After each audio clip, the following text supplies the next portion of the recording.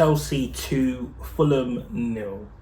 I've got mixed feelings about this game because the first half was awful, but the second half was great. I don't know what the saying is. A game of two halves, something along those lines.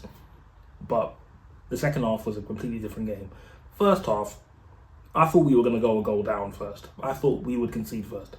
I thought we were going to concede based on how we were playing. Sloppy at the back, out-muscled in the middle, barely getting through in the final third. I couldn't create a single clear-cut chance that I could recall. We didn't really create anything.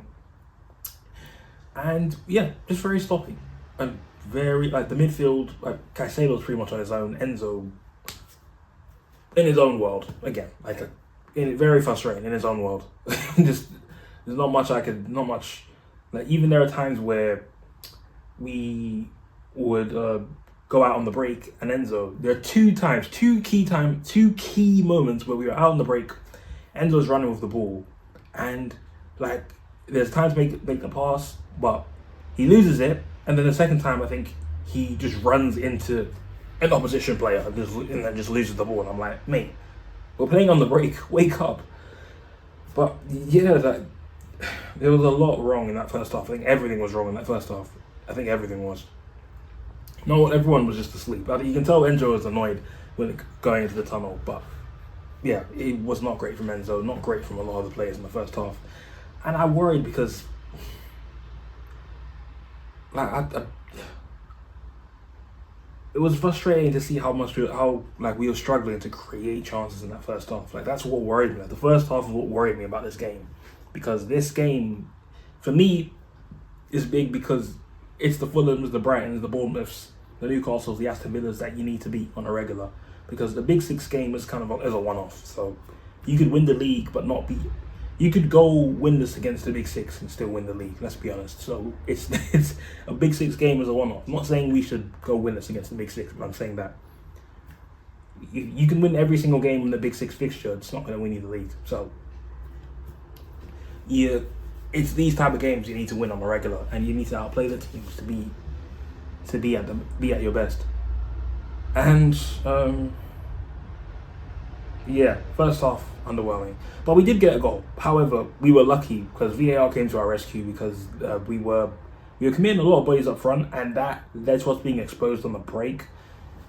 Fulham, they were playing out on the breaks. I think I can't remember his name. I think Muniz. Yeah. He fouls Chalobah, stamps on his foot, but he doesn't notice because as soon as he puts his foot down, Chalobah puts underneath his foot. So Chalobah gets fouled, but the ref plays on, and Sanderberg plays a very good pass to Josh King, skins Tossin, beats Sanchez 1-0.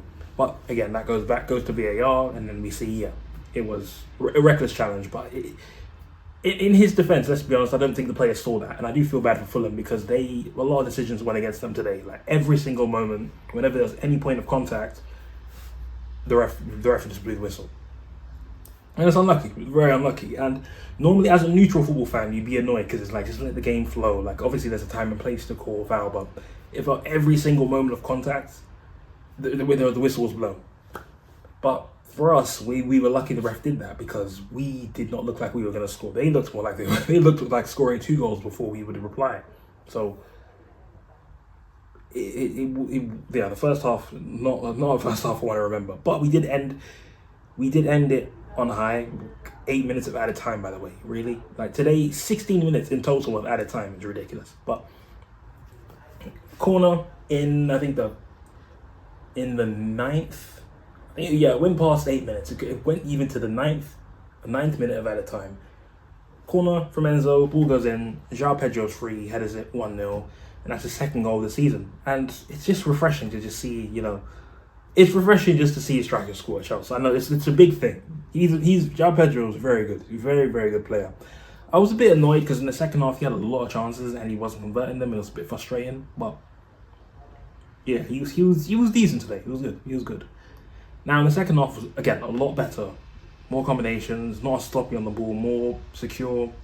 Actually started creating clear-cut chances. Esteban had a very good chance.